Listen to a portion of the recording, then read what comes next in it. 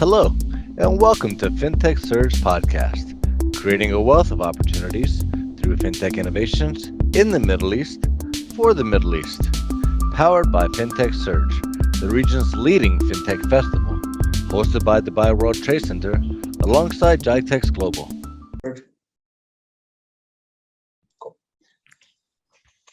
Hi, thanks for joining us. We're here with Vladimir Gorbunov. Did I pronounce that correct, Vladimir? Yeah, absolutely. Okay, perfect. Vladimir is the founder and CEO of Choice.com, the MetaFi ecosystem that combines elements of centralized and decentralized financial solutions within a single marketplace. Thank you for joining us, Vladimir. Thank you. Nice to meet you here. You as well. You as well. And so one of the things that I always start these podcasts off, because we really do get a wide variety of answers, is what does fintech mean to you? I started my career in IT as an entrepreneur like almost 15 years ago. I just, I made a couple of companies I founded a couple of companies and have a couple of successful exits. But, in 2012, when I just started to make my first fintech company, maybe after a year, I recognized that fintech is something that, so I define myself as a fintech entrepreneur, and mostly all the businesses that I'm doing since then, and they in any way connected or related to fintech space. So for me, fintech is first of all a way how is going to a transformation in finance all over the globe. Financial technologies could help people to solve problems with payments, with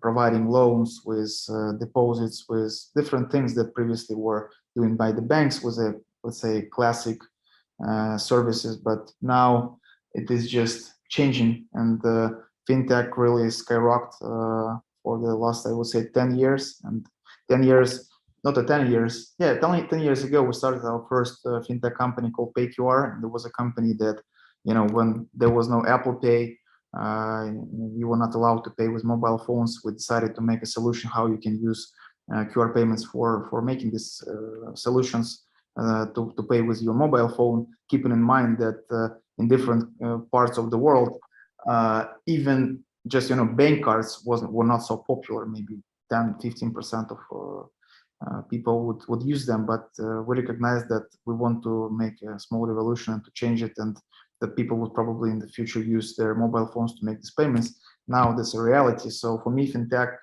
is something that is changing reality and to help people to make their lives better and make their payments, financial tasks doing them better. Yeah, sure. So, I like how you said that fintech is something that is changing reality. And, I heard the quote the other day that 70% of our behaviors on a day-to-day basis involves some transaction in one way or the other. So when fintech changes reality, it literally adjusts 70% of our day-to-day interactions. Yeah. So how would you say that you kind of got started into fintech? I believe that you said that you kind of started in technology, and I guess fintech kind of found you.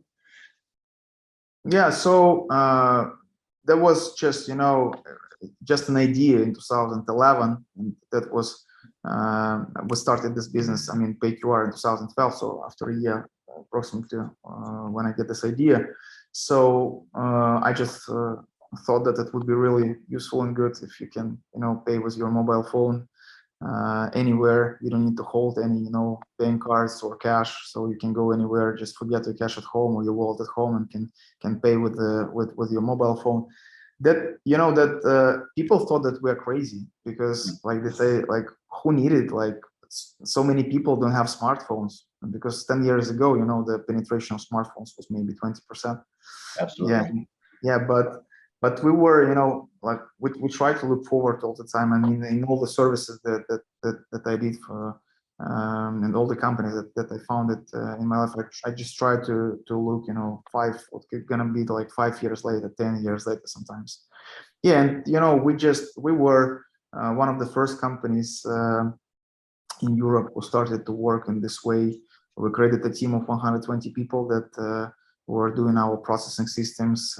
We did a lot of pilots with different banks and made a lot of integrations. And and I even created a couple of other businesses out of the first PayQR, because when you work with transactions, with processing, then for example, you start to work with loyalty, because we all the time thought like how to motivate people better, to use their mobile phones to make mobile payments other than to pay with cash or bank card.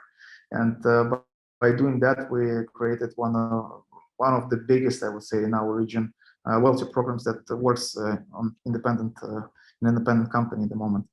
Yeah, and until 2017, so we were mostly in like regular fiat infrastructure, but we created this infrastructure for mobile payments. Yeah, absolutely. And I mean, honestly, I can admittedly say that when I first heard about paying with your mobile phone, I was like, why do we need to do that? What's the point? At that point, I believe that you're already able to pay with tapping your credit card. So I was like, well, what's the point of this? Why do we need to tap our phone? What's wrong with the credit card? And then now, like as you mentioned, like I don't even need to pull my wallet out of my pocket. I honestly don't know where it is half of the time, just because it's more of an accessory that sits in my back pocket, because I use my phone for literally everything, and especially payments. If I go now, it could be a problem, if you forget to charge your phone, because yeah, exactly. You're so relying, on a mobile phone now that yeah. Yeah, but I think even nowadays, people do not let their phone go below 30% anymore. There's too many things on it that make it a necessity to make sure your phone is always charged. And that's definitely one of the things that I've noticed a whole lot, that when I first got a smartphone, I can, let it die whenever I want it. And sure, I'll just charge it in a few hours. But now if it's if that battery icon is red, then it's time to find a charger and find it quick, because I need that phone. Yeah, but you also need to understand that it was combined with the, I would say, total revolution in the banking sector, when all the neobanks, they started to come to the market in 2000, let's say 14 to 15. And that means like that 10 years ago, you would just go to a bank subsidiary, to a bank office to get your card, for example. And now with this virtual payments, you can eventually like issue your card in your mobile phone and never ever visit the bank office. So that's also very important, that mobile phone is not only infrastructure for using your bank, but it's an infrastructure to become a banking client and then to use his services. And there are a couple of banks that and bank cards I have in my pocket that I have never visited.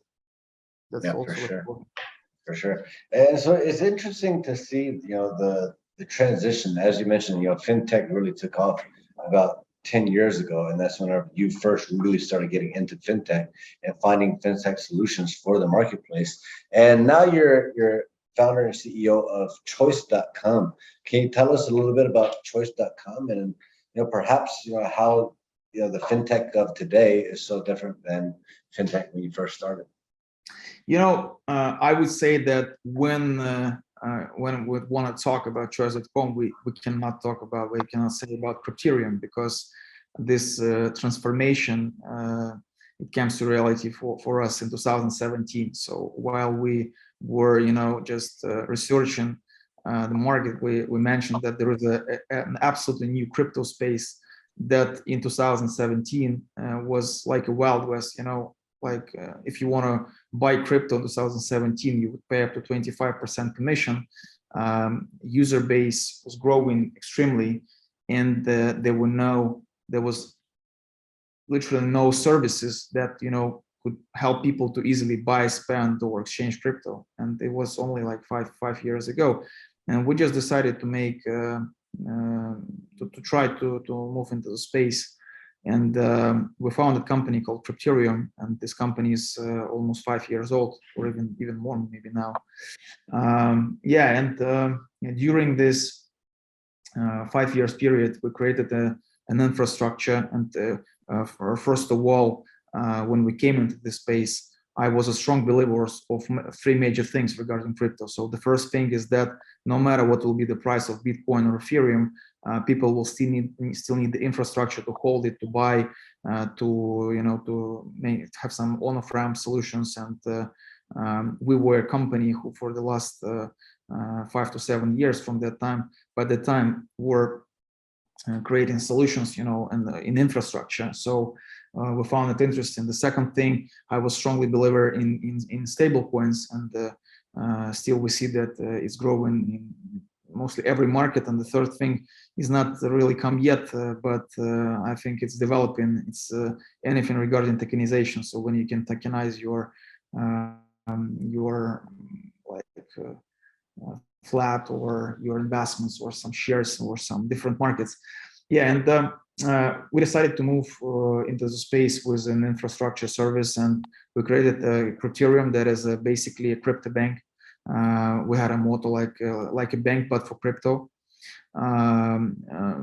We made strong partnership with Visa, with different processing all over the world, all over the globe, and have over 750,000 customers that could easily use our services for different cases. And we also have an Apple Pay card, for example, connected to Visa, so you can top it up with Bitcoin and use it almost everywhere. And I think that we were one of the first companies in the space who did it with a strong focus on one single stop, one button solution that anyone can easily use.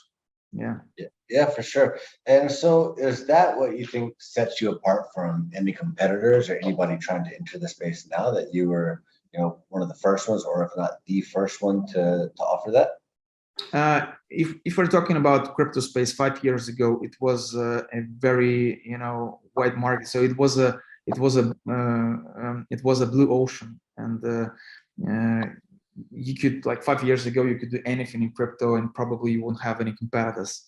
But after maybe 4 years, while we were developing our services, while we're expanding our business to different countries, because we operate in more than 100 all around the globe, and have a pretty strong and big user base. We're a profitable business, and created a lot of new features for the market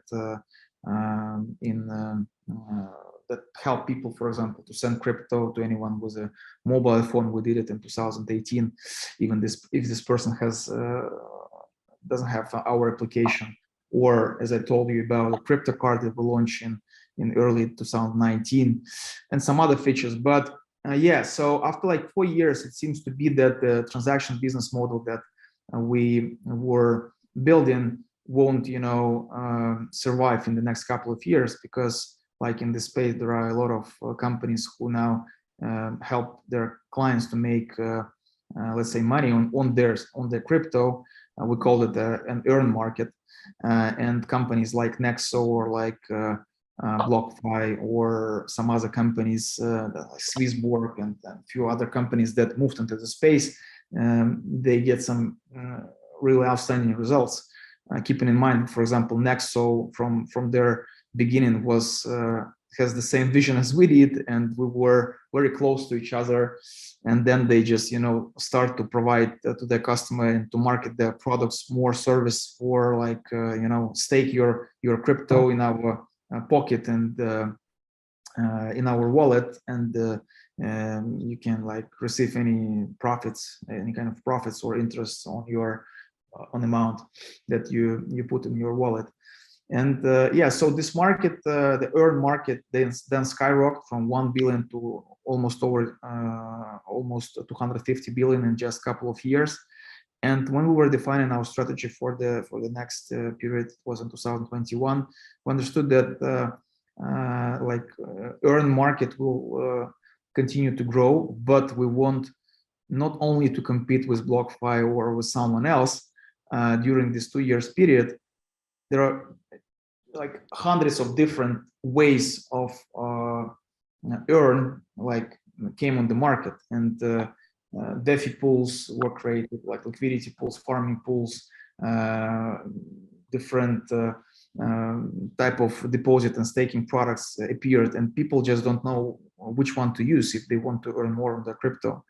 And we decided to maybe focus not only on providing our infrastructure services, but to create the I would say one of the first earn marketplaces in the space.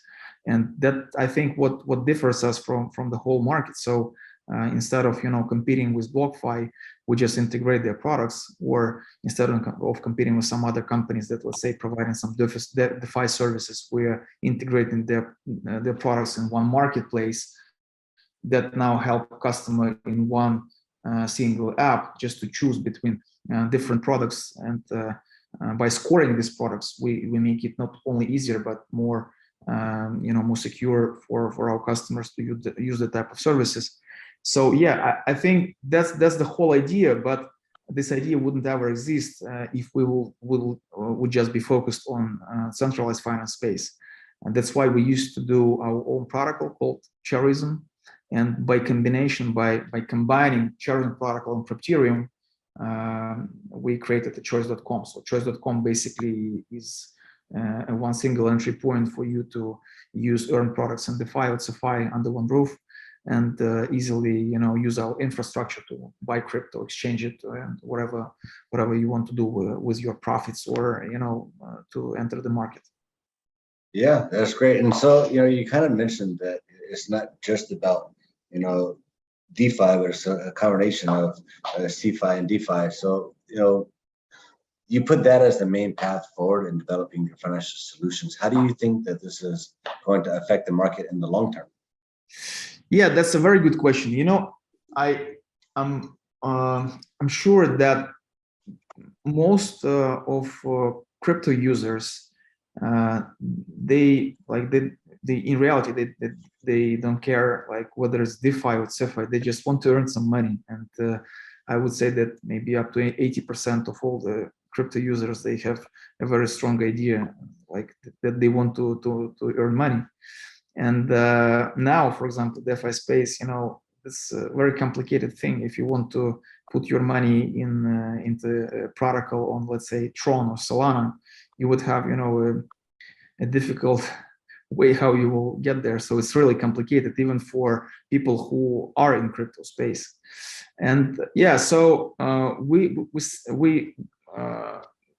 are like, we thought about that, and we decided we want to do a MetaFi solution that is not a DeFi or CEFI, that like helps the people to use services and main benefits and main like products that these both spaces are providing.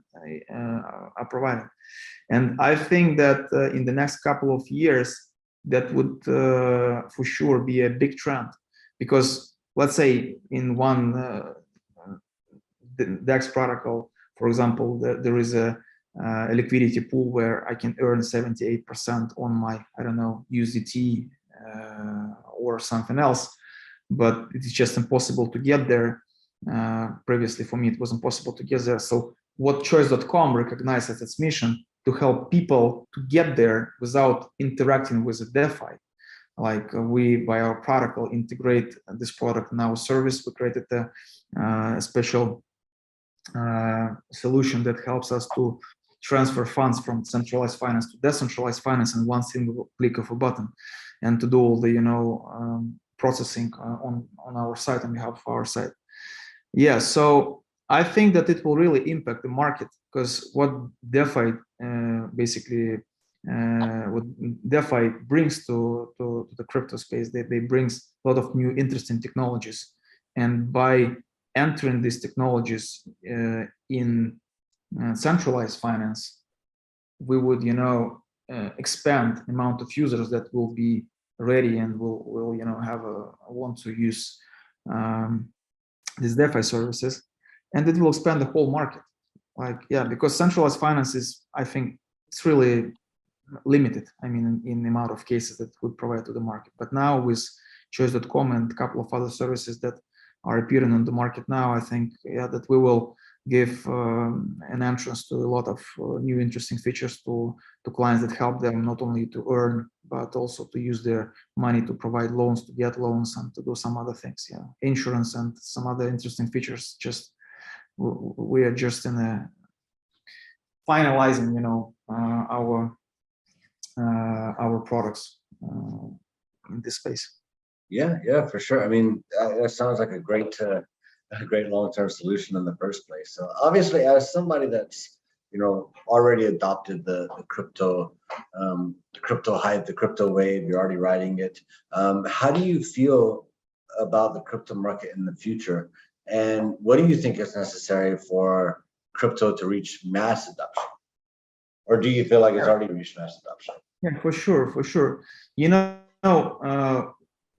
We came to the crypto space market, crypto market in 2017, and it was a big hype. If you remember this period, I mean, the end of 2017, everyone was crazy about crypto space. But later in 2018, and I'm not even talking about 2019, in each newspaper, in any newspaper, you would hear that crypto space is dead, and that Bitcoin will not survive, etc. Yeah, but so this first winter, I mean, like, I have lots of times people ask me, like, how did you survive? Because you had like 2.5 years of crypto winter, and not so many companies did it. And yeah, but we did it because we were strongly focused on infrastructure projects, and we were expanding our user base. But at the moment, I have a very clear vision that crypto is now completely different from, I mean, stage of development, of how to say it, future of crypto is much more clear now than it was a couple of years before. And with all of these new big players in the space, that Microsoft is now investing in crypto, and Tesla, and BlackRock, and a lot of companies are now have exposure to crypto. I think that crypto is moving at the moment very fast to a crypto adoption. And we have now almost 300 million users. 5 years ago, it was only 10 million users. So, I mean, I don't think that there is any, case that crypto market could just die, tomorrow. So I think this market in the next couple of years will reach the first billion of users, and with all of the processes that are going, happen in the whole space, when different countries they're building their own ecosystems for stable coin and digital currencies, and when there are a lot of regulation about this market, I think it will just it will move further. And I read it a couple of months ago. There was an article that said that by 2035 every company will be a crypto company. I don't really think that it will be like that, but at least a lot of companies, they will have exposure to the crypto space in many kind of cases, and we are here to help, to institutionals, to B2C clients, to get a very easy entrance to the space, and not only to buy crypto, but to earn money using their crypto as they would do, in a deposit account, bank account, or in an investment company. Yes, so I think crypto has a very massive future, and it's not going anywhere anytime soon, right? My level of confidence now is just almost 100%, I would say. That's great. And so, being a little bit biased of where we are with fintech surge in Dubai, what prospects do you see for Dubai in the crypto market in the coming years? Dubai really, I think, is a showcase, and I think that Dubai is one of the most interesting places, not only for meeting people who are in crypto, but also for integration and mass adoption of cryptocurrencies, because the first country where I was able, to pay with my crypto, exactly with crypto, not with the bank card, where let's say we converted crypto to fiat, but with the crypto was UAE, and it was in Dubai. Oh, wow. Yeah, so now I do it, I would say very often, and I see that there is a huge interest in this space. So yeah, I think that Dubai, that for to the entire world, is a place where lots of people, especially wealth people, they want to bring their money there, and they want to invest in different businesses in Dubai, and accommodation, and some other things. So I think that by further adoption of crypto in Dubai, Dubai will really have a very big benefit, and will benefit from this, because we know that there are a lot of wealth people in the world now who can say that the reason of their wealth is crypto, and you wouldn't buy a Lamborghini now. You need to stay in the queue because there are a lot of crypto people that they're buying that. So I think it's a very good example how Dubai could become let's say a crypto valley for the whole crypto space. And we had a couple of meetings with different investment funds in Dubai, and we see that they strongly believe in the crypto space. Yeah, That's great, and it's super positive and encouraging to hear that Dubai is doing such a good job in this crypto space. And our ambition is to become a crypto hub, and I think that we've definitely achieved as far as we could possibly achieve at this point in time to become a global crypto hub of the world. So where do you see choice.com in the future? I mean, you went from only 10 years ago getting into the fintech space and being able to use your phone to pay. Now you're working and combining CEFI and DeFi, and so what happens 10 years from now? It's a very good question. So first of all, crypto market has cycles, and if you will look at the history, and you would mention that each halving is bringing a lot of fresh air and the new stage of crypto summer. Yeah, each single time, like each halving, it was the same. So, and if we're talking about crypto, so usually how it works, if we could predict that the next halving would be in May 2024, then approximately after a year, it should start to move market up. Then people and companies will continue to invest in the crypto space. Then after maybe a year, market will go to crypto autumn, and then to crypto winter again, and to wait for the next cycle, for the next cycle of growth. And I don't know what will happen in the next 10 years in reality. So we see our mission at the moment to help people in this crypto winter and crypto summer seasons to have a strong partner that could help them not only to store their cryptocurrencies, but to help them to earn on them while they just holding them.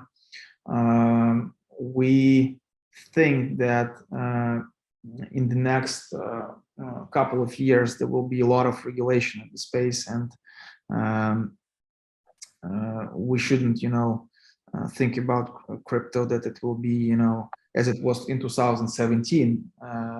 It won't be like that in the future. I personally think that even opening a business in this sphere would require to have some special licenses to work with regulators, etc. So I think we have a couple of years expand our community and to become big enough, to work into the new crypto reality that will definitely come in the next couple of years. But of course, we think that model that choice.com choose for its business will be extremely trending, and we see with our in our business now that we can make money, we can definitely create interest for our users, and we're doing products that works with a very good unit economics. So it shows to us that we're doing something good, and we need just to continue to work in with the same. Just down the right trajectory, right? Yeah, yes. So I hope choice.com, will be one of the leaders in the TVL space, in earn space. I think we will develop our ecosystem not only to B2C but also to B2B, and that's one of our focus at the moment. I think that we have a couple of projects where when we integrate in our solution into some banks and financial services as an infrastructure, and they use it as a white label, and I think that type of things could really bring a lot of adoption to the space as well, because I want to buy.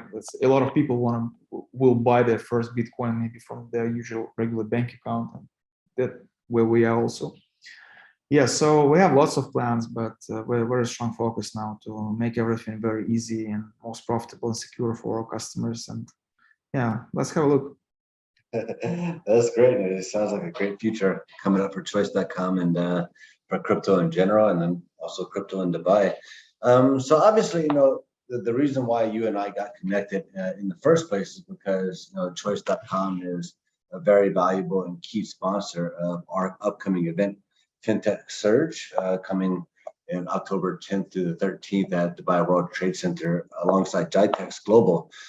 So, always we have to ask, what is it that you're most excited about with Fintech Surge, and, what can we expect to see from you and from choice.com at Fintech Surge? Of course, first of all, Fintech Surge is a great opportunity for us to expand our network, our connections, and we often take part, in some conferences and exhibitions. But I think this year it will be one of the most interesting conference. And yeah, so we usually expect, from taking part in that type of activities, first of all network. Expanding of our network, getting some, reaching some new contacts, and getting some clients. And of course, we, in any case, we would like to, to share our expertise to help to someone, because our B2B department will be also there. And I think that it will be one of the first conference when we'll present our B2B solution to different, potential institutional partners that could, win from integrating our solutions there. So I personally want to have a very good experience in contacting new people, and I have a lot of friends of mine that will be there this year. Yeah, so. Great. Well, I know that we certainly look forward to seeing you here. I'm looking forward to meeting you in person when you come to Dubai in October, and we're very excited to see what choice.com has to offer at the show. We can't wait for it ourselves. I know that there's going to be a lot of technology, a lot of innovation, a lot of collaboration and immersion of different technologies, different. Honestly, fintech is such a wide, broad topic that I think that. The more collaboration we can get out of fintech, the more interesting solutions and ideas will come up, and that's something that I'm excited about with Choice, and that's something I'm excited to see. What you bring to Fintech Search as well. For sure, definitely. Cool. Well, thank you so much, Vladimir. I think that we all learned a whole lot today. About choice, about choice.com, of course, about the crypto and CEFI and DeFi and how you're working to combine the two.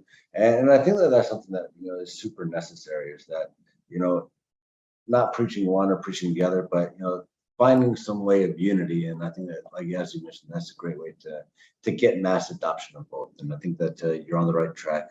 And thank you so much for joining this podcast. And we look forward to seeing you soon.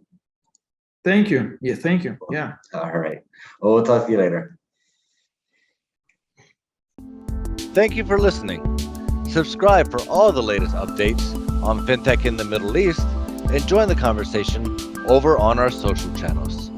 We look forward to seeing you at FinTech Surge in the Dubai World Trade Center from October 10th to October 13th. I'm Stephen Best, and this has been the FinTech Surge podcast, creating a wealth of opportunities.